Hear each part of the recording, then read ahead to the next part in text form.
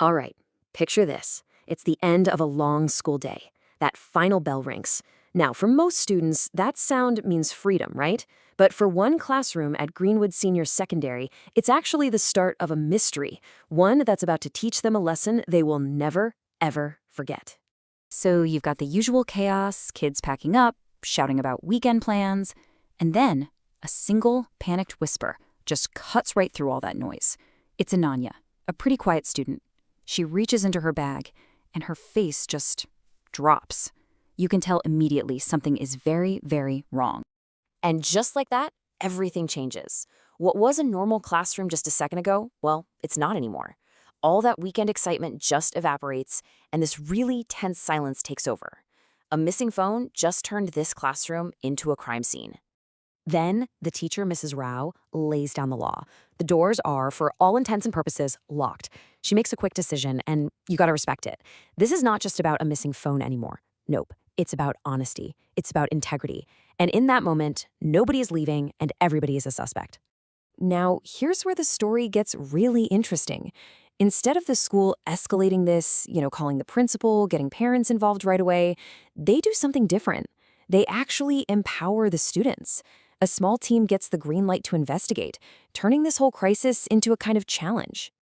So let's meet our investigative team, our little group of detectives. First, you've got Ananya, the victim, obviously. Then there's Rahul, the brain of the operation, super logical. You have Mira, the quiet observer who sees things nobody else does.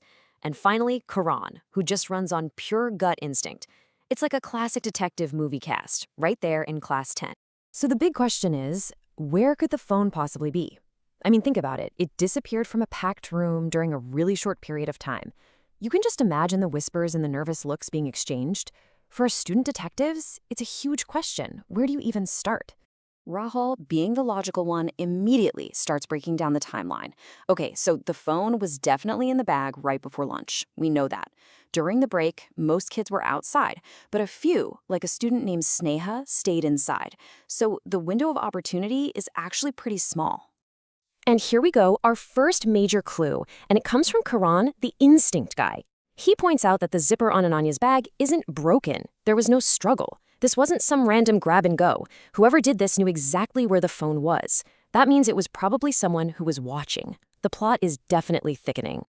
Then, Mira, our observer, notices something. A desk drawer is just slightly open. It belongs to a student named Rohit. This feels like a huge lead. They get permission to check it, everyone's holding their breath, and it's empty. Nothing. Just like that, they hit a wall, and you can feel the frustration building.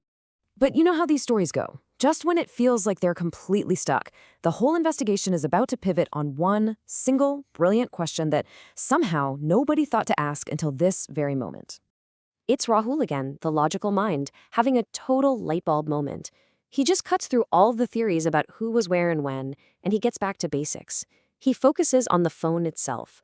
And Anya's answer changes everything. No, the phone wasn't off, it wasn't on silent, it was set to vibrate. A tiny little detail that nobody cared about until now, and it's about to crack the whole case wide open. Rahul's plan is so simple, it's beautiful. Why keep searching with your eyes when you can search with your ears? I mean, the tension in that room must have been off the charts as Mrs. Rao hands him her phone to make the call. Just imagine it. The entire classroom is dead silent. And then you hear it, a low hum. Faint at first, but it's there. Buzz, buzz. Everyone just freezes, listening, trying to figure out where that sound is coming from. And there it is. The sound isn't coming from that empty desk drawer. It's coming from inside Rohit's school bag. The same student who said he was outside the whole time. So the mystery of where the phone is, solved. But a much, much bigger mystery is just beginning. Why? So you might think, case closed, right? We found the guy. But no, not even close. As every single eye in that room turns to Rohit, the story shifts from a simple who did it to something way more complicated and human. This is where the real lesson starts. And this is the heart of it all. Rohit breaks down, and his confession isn't what you'd expect. It's not the confession of a mean-spirited thief. It's this heartbreaking story about jealousy, about wanting to fit in. He just wanted to know what it felt like to have a nice phone, something his family couldn't afford. And he swears he was going to give it back.